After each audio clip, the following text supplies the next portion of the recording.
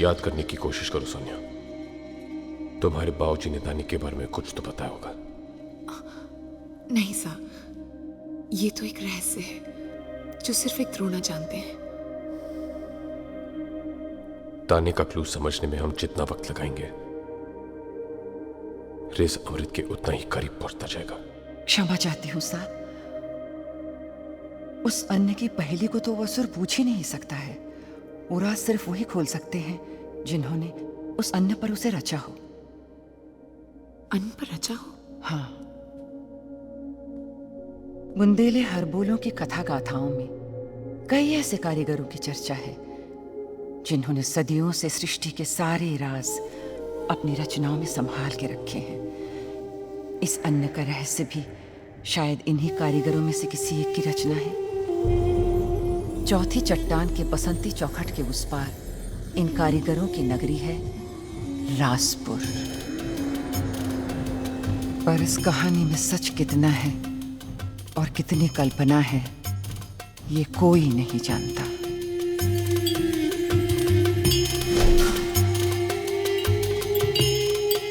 क्योंकि अगर ये कहानी सच हुई और रासपुर कोई गया भी हो, तो उसे अपनी अंतिम सांस तक उस रासपुर के राज को राज ही रखना होगा। कहते हैं बसंती चौखट को लांघने की हिम्मत जुटा पाना बहुत कठिन है, पर अगर ये चौखट कोई लांघ ले, मान लीजिए सारी गुत्थियों के समाधान उसके सामने हमेशा के लिए खुले।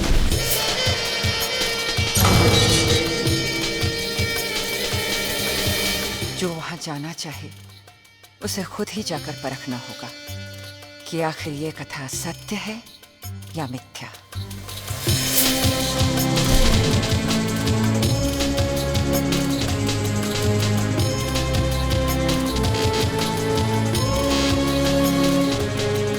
जिस इंसान की रग रग में कपट है, उसे माया की इस नगरी के बारे में जरूर पता होगा।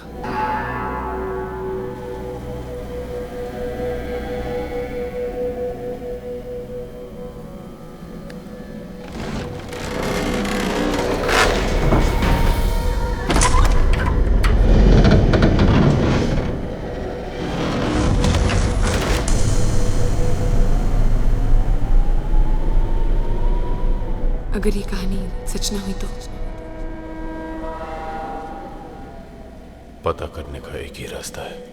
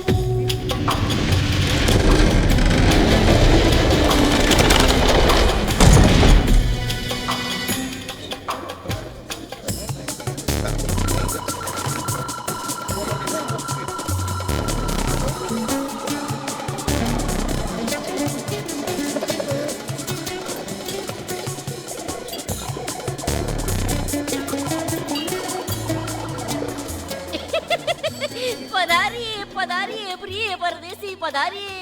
गुपचुप गुमनाम गुत्थी कोई भी हो, गुत्थियों की गवेषणा करे जो, कॉपी गुप्तचर कहलाए वो। 5:30 पधारिए पधारिए आइए आइए। पधारिए पधारिए प्रिय परदेसी। कहिए कानो कान की कौन सी खबर खोजने खड़े हैं? खड़े हैं जी, हमें एक राज पता करना है। जंतु जनता जंगल जंगली, यहाँ तक कि जनार्दन भी इन्हीं गलियों में अपने राज खोजने आते हैं। रहस्यों की नगरी है राजपुर। पूछो, आपकी पहली किस्म कैद है? पानी पत्थर पवन पत्ते पुरवाई या फिर पलकों पर? एक चावल के दाने पर। चावल?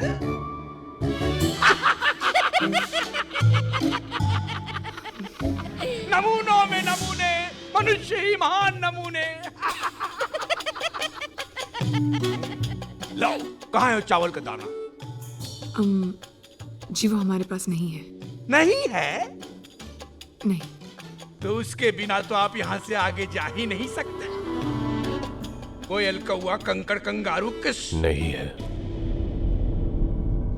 ना दाना और ना ही वक्त। ओए राजू, हाँ? इन्हें जरा कानून वाली किताब तो दिखाना। कानून।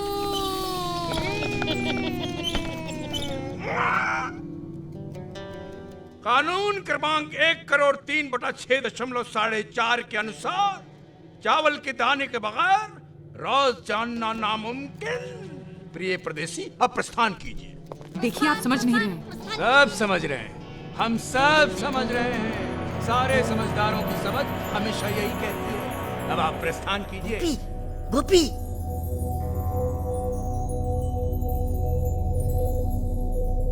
लगभग 16,500 अमावस पहले हमारे किसी कारीगर ने एक कड़ा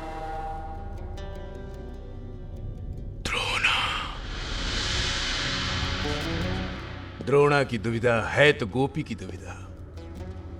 मगर क्या करूं, निराश हूं, हताश हूं, विवश हूं।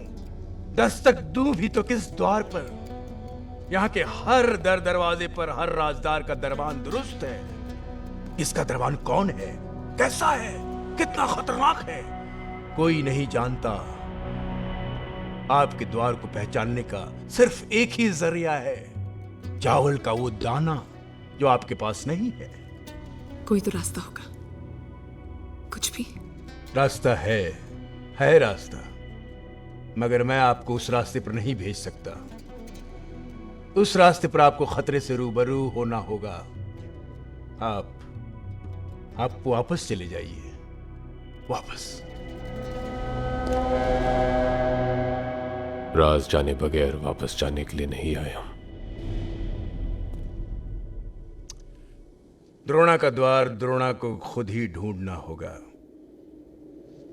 परंतु गलत द्वार ढूंढने का दंड मृत्यु, केवल मृत्यु।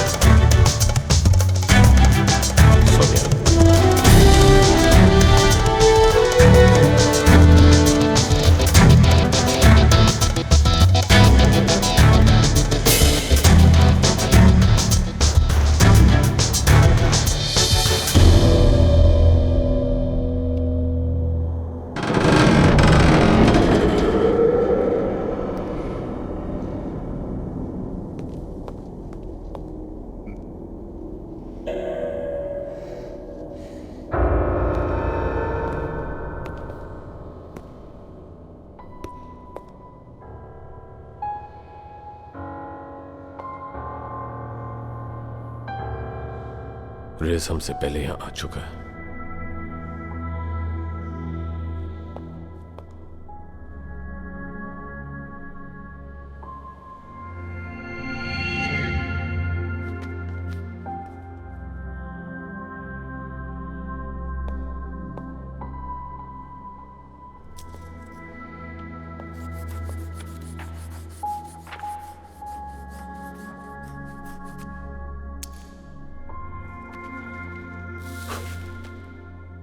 जिस घोड़े पर सवार जगतपति हर बुराई का नाश करेंगे,